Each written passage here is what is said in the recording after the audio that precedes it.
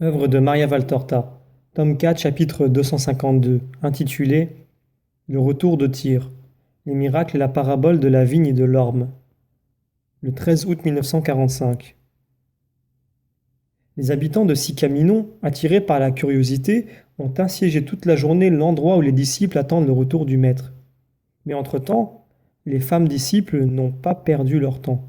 Elles ont lavé les vêtements couverts de poussière et imprégnés de sueur, et on voit sur la petite plage une joyeuse exposition d'affaires qui sèchent au vent et au soleil. Maintenant que le crépuscule arrive et qu'avec le soir l'humidité saline va se faire sentir, elles se hâtent de ramasser les vêtements encore un peu humides, de les battre et de les étirer en tous sens avant de les plier pour qu'ils se présentent bien rangés à leurs propriétaires respectifs. Apportons tout de suite les habits à Marie, dit Marie, femme d'Alphée, avant d'ajouter: Cela a été pour elle un gros sacrifice, hier et aujourd'hui dans cette cabane sans air. Je comprends ainsi que l'absence de Jésus a duré plus d'une journée et que pendant ce temps, Marie de Magdala, qui ne possède pas de recharge, a dû rester cachée jusqu'à ce que son vêtement d'emprunt soit sec. Suzanne répond: Heureusement, elle ne se plaint jamais. Je ne la croyais pas aussi bonne. Et aussi humble, dois-tu dire, et réservée. Pauvre fille, c'était vraiment le diable qui l'a tourmentée. Une fois délivrée par mon Jésus, elle est redevenue elle-même, telle qu'elle était sûrement petite fille. Tout en discutant, elles reviennent à la maison apporter les vêtements lavés. Pendant ce temps, à la cuisine, Marthe est occupée à préparer la nourriture, tandis que la Vierge lave les légumes dans une bassine de cuivre puis les met à cuire pour le souper. Voilà, tout est sec, tout est propre et plié. C'était nécessaire. Va trouver Marie et donne-lui ses vêtements, dit Suzanne, en donnant les affaires à Marthe. Les sœurs reviennent ensemble peu après. Merci à toutes les deux. Le sacrifice des effets que je n'avais pas changés depuis des jours m'était le plus pénible, dit Marie de Magdala en souriant. J'ai maintenant l'impression d'être toute fraîche. Va t'asseoir dehors, il y a une bonne brise.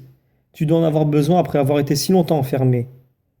Observe Marthe, qui, étant moins grande et moins forte que sa sœur, a pu mettre un vêtement de Suzanne ou de Marie, femme d'Alphée, pendant que les siens étaient à la lessive. Pour cette fois, nous nous sommes débrouillés ainsi, mais à l'avenir, nous ferons notre petit sac comme les autres et nous n'aurons pas cet ennui, dit Marie-Madeleine. Comment? Tu as l'intention de le suivre comme nous? Certainement, à moins qu'il ne m'ordonne le contraire. Je vais maintenant sur la rive voir s'ils reviennent. Reviendront-ils ce soir? Je l'espère, répond la Vierge Marie.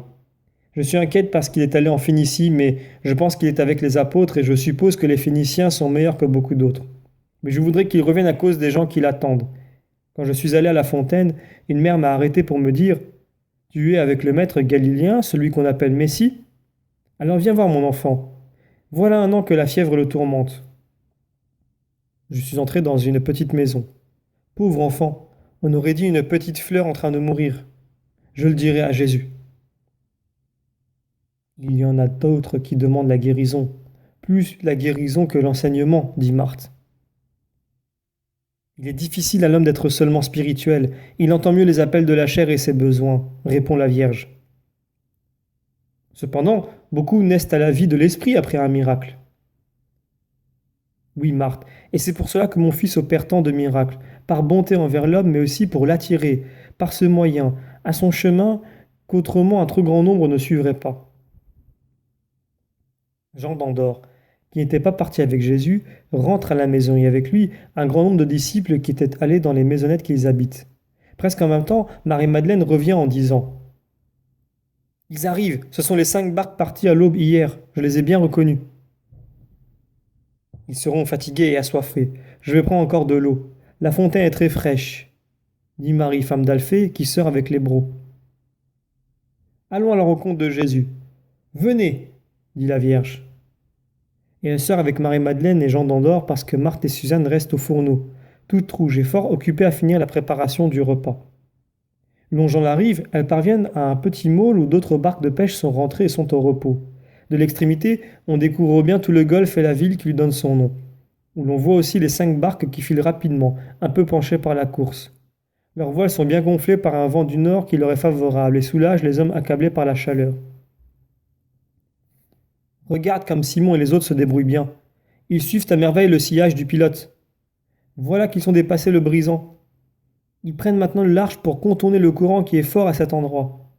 Voilà, maintenant tout va bien. Ils seront bientôt ici, dit Jean d'Andorre. En effet, les barques s'approchent de plus en plus et l'on distingue déjà ceux qui s'y trouvent. Jésus est dans la première avec Isaac. Il s'est levé et sa grande taille apparaît dans toute sa majesté jusqu'à ce que les voiles qu'on amène le cachent quelques minutes. En effet, l'embarcation vire de bord pour se mettre à l'abri du petit môle en passant devant les femmes qui sont juste en haut du môle. Jésus sourit pour les saluer tandis qu'elles se mettent à marcher rapidement pour arriver en même temps que les navigateurs au lieu de débarquement. Que Dieu te bénisse, mon fils, dit Marie en saluant Jésus qui descend sur le quai. Que Dieu te bénisse, maman. Tu as été inquiète? L'homme que nous cherchons n'était pas à Sidon. Nous sommes allés jusqu'à Tyr et là, nous avons trouvé. Viens, Hermasté. Voilà Jean. Ce jeune homme veut qu'on l'instruise, je te le confie. Je ne te décevrai pas en l'instruisant sur ta parole. Merci, maître. Il y a beaucoup qui t'attend ici, dit Jean d'Andorre. Il y a aussi un pauvre petit enfant malade, mon fils, et sa mère désire ta venue. J'y vais tout de suite. Je sais de qui il s'agit, maître, je t'y accompagne. Viens toi aussi, Hermasté. Commence à connaître la bonté infinie de notre Seigneur, dit l'homme d'Andorre. Pierre descend de la deuxième barque, Jacques de la troisième, André de la quatrième et de la cinquième Jean. Les 4 pilotes suivis des autres apôtres ou disciples qui étaient avec eux et qui se groupent autour de Jésus et de Marie. Allez à la maison, j'arrive tout de suite, moi aussi. Préparez pendant ce temps ce qu'il faut pour le repas et dites à ceux qui attendent que je parlerai vers la fin de la soirée. Et s'il y a des malades? Je commencerai par les guérir avant même le repas pour qu'ils puissent rentrer chez eux heureux. Ils se séparent. Jésus, l'homme d'Andorre et Hermasté se dirigent vers la ville. Les autres refont le chemin sur la plage caillouteuse, racontent tout ce qu'ils ont vu et entendu, contents comme des enfants qui reviennent chez leur mère. Judas lui aussi est content. Il montre toutes les oboles que les pêcheurs de pourpre ont voulu lui donner et surtout un beau paquet de la précieuse matière. C'est pour le maître. Si ce n'est pas lui qui l'apporte, qui peut l'apporter? Ils m'ont appelé à part pour me dire « Nous avons des coraux précieux dans la barque et même une perle. Pense donc, un trésor. Je ne sais pas comment nous est arrivée une pareille fortune, mais nous te les donnons volontiers pour le maître. Viens les voir. » J'y suis allé pour leur faire plaisir pendant que le maître s'était retiré dans une grotte pour prier. Il y avait de très beaux coraux et une perle, pas grosse mais belle. Je leur ai dit « Ne vous en privez pas, le maître ne porte pas de bijoux. Donnez-moi plutôt un peu de cette pourpre et on en fera un ornement pour son vêtement. » Ils n'avaient que ce paquet. Ils ont voulu à tout prix me le donner tout entier. Tiens, mère, faisons un beau travail, comme tu sais le faire, pour notre Seigneur. Mais fais-le, hein? S'il s'en aperçoit, il voudra qu'on le vende pour les pauvres. Et à nous, il nous plaît de le voir vêtu comme il le mérite, n'est-ce pas? Ah oui, c'est bien vrai. Moi, je souffre quand je le vois si simple au milieu des autres, lui qui est roi, et eux pire que des esclaves, et tout enrubanné et brillant.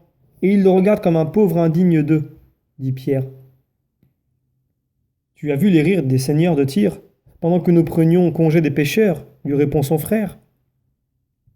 Jacques, fils de Zébédée, déclare. Je leur ai dit, soyez honteux, chiens que vous êtes.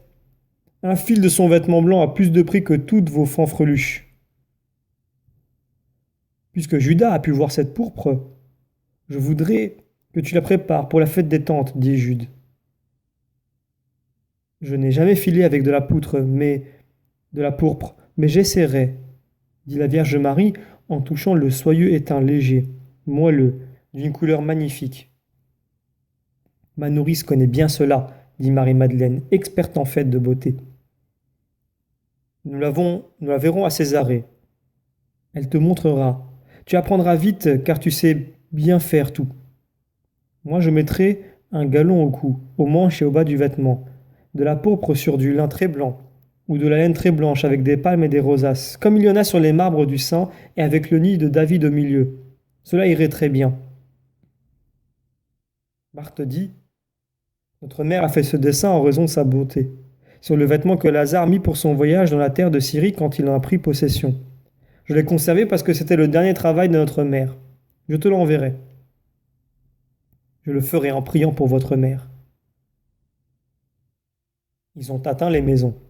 Les apôtres se dispersent pour rassembler ceux qui désirent la présence du Maître, spécialement les malades. Jésus revient avec Jean d'Andorre et Hermasté, et il passe en saluant en milieu de ceux qui se pressent devant les petites maisons. Son sourire est une bénédiction. On lui présente l'inévitable malade des yeux, à peu près aveugle par suite d'ophtalmie ulcéreuse, et il le guérit. Vient ensuite le tour d'un homme atteint sûrement de malaria, amaigri et jaune comme un Chinois, et il le guérit. Puis c'est une femme qui lui demande un miracle surprenant, du lait pour son sein qui en manque. Elle montre un enfant de quelques jours, sous-alimenté et tout rouge, comme par réchauffement. Elle pleure. Tu vois, nous avons le commandement d'obéir à l'homme et de procréer, mais à quoi cela sert-il si ensuite nous voyons nos enfants dépérir? C'est le troisième que j'engendre, et j'en ai déjà conduit 2 au tombeau, à cause de cette poitrine stérile. Celui-ci meurt déjà parce qu'il est né au moment des chaleurs. Les autres ont vécu, l'un 10 lunes, l'autre 6. Vous me faire pleurer encore davantage quand ils moururent de maladie intestinale. Si j'avais eu du lait, cela ne serait pas arrivé. Jésus la regarde et dit, ton enfant vivra. Aie foi, retourne chez toi, et quand tu seras arrivé, donne le sein à ton bébé. Aie foi. La femme s'en va, obéissante, avec son pauvre petit qui gémit comme un petit chat et qu'elle serre sur son cœur. Mais est-ce que le lait lui viendra? Bien sûr qu'il lui viendra. Moi je dis que l'enfant vivra, mais que le lait ne montera pas et ce sera déjà un miracle s'il vit. Il est pour ainsi dire mort de privation. Pas du tout. J'ai dit que le lait va lui venir. Oui. Non. Les avis diffèrent selon les personnes. Enfin, Jésus se retire pour le repas. Quand il sort pour prêcher de nouveau, l'assistance est encore plus nombreuse. En effet, la nouvelle du miracle qu'il a accompli sur l'enfant fiévreux dès son débarquement s'est répandue dans la ville. Je vous donne ma paix pour préparer votre âme à m'entendre. Dans la tempête, la voix du Seigneur ne peut arriver. Tout trouble nuit à la sagesse car elle est pacifique puisqu'elle vient de Dieu. Le trouble au contraire ne vient pas de Dieu, car les inquiétudes, les angoisses, les doutes sont des œuvres du malin pour égarer les fils des hommes et les séparer de Dieu. Je vous propose cette parabole pour que vous compreniez mieux mon enseignement. Un agriculteur avait dans ses champs un grand nombre d'arbres ainsi que des vignes qui donnaient beaucoup de fruits. L'une d'elles venait d'un cépage de choix et il en était très fier. Une année, cette vigne produisit une abondante frondaison, mais peu de raisins. Un ami dit à l'agriculteur, « C'est parce que tu l'as trop peu taillé. » L'année suivante, l'homme la tailla plus court. La vigne fit peu de sarments et donna encore moins de raisins. Un autre ami dit, « C'est parce que tu l'as trop taillé. » La troisième année, l'homme la laissa à elle-même. La vigne ne produisit pas une seule grappe de raisin et eut des feuilles peu nombreuses, maigres, recroquevillées, couvertes de taches de rouille. Un troisième ami décréta, « La vigne meurt parce que le terrain n'est pas bon, tu n'as qu'à la brûler. » Mais pourquoi, puisque c'est le même terrain que pour les autres et que je lui donne les mêmes soins? Au début, elle donnait une bonne récolte. L'ami haussa les épaules et s'en alla. Un voyageur inconnu passa et s'arrêta pour observer l'agriculteur tristement appuyé contre le cep de la pauvre vigne. « Qu'as-tu donc » lui demanda-t-il. « Il y a un mort à la maison ?»« Non, mais cette vigne que j'aimais tant est en train de mourir. Elle n'a plus de sève pour produire du fruit. Une année peu, la suivante moins, celle-ci rien. J'ai fait ce qu'on m'a dit, mais cela n'a servi à rien. » Le voyageur inconnu entre dans le champ et s'approche de la vigne. Il torcha les feuilles, prit dans sa main une motte de terre, la sentit, la brisa, entre ses doigts, leva les yeux vers le tronc d'arbre qui soutenait la vigne. Il faut enlever ce tronc. C'est lui qui stérilise la vigne. Mais elle s'y appuie depuis des années. Réponds-moi, homme. Quand tu as mis cette vigne à cet endroit, comment était-elle et comment était-il, lui? Ah, c'était un beau plan de vigne de 3 ans. Je l'avais pris sur une autre de mes vignes et pour le mettre ici. J'avais fait un trou profond pour ne pas blesser les racines en enlevant de la terre où elle avait poussé. Ici aussi, j'avais fait un trou semblable, et même encore plus grand pour qu'il soit tout de suite à l'aise. Et auparavant, J'avais biné toute la terre autour pour la rendre plus moelleuse pour les racines afin qu'elle puisse s'entendre rapidement, sans difficulté. Je l'ai soigneusement arrangée en mettant au fond du fumier alléchant. Les racines, tu le sais, se fortifient quand elles trouvent tout de suite de la nourriture. Je me suis moins occupé de l'orme. C'était un arbuste destiné seulement à soutenir le plant de vigne. Aussi, je l'ai mis presque en surface près du plant. Je l'ai buté et je suis parti. Tous les deux ont pris racine parce que la terre est bonne, mais la vigne croissait d'une année à l'autre, elle était aimée, taillée, sarclée. L'orme en revanche végétait. Mais pour ce qu'il valait, puis il est devenu robuste. Tu vois maintenant comme il est beau. Quand je reviens de loin, je vois sa cime qui s'élève, haute comme une tour, et on dirait l'enseigne de mon petit royaume. Avant, la vigne la recouvrait et l'on ne voyait pas sa belle frondaison. Mais maintenant regarde comme elle est belle là-haut, au soleil, et quel tronc! Élancé, puissant, elle pouvait soutenir la vigne des années durant, même si elle était devenue aussi puissante que celle prise sur le torrent de la grappe par les explorateurs d'Israël. Mais au contraire, au contraire, il l'a tuée, il l'a étouffée, tout favorisait sa vie.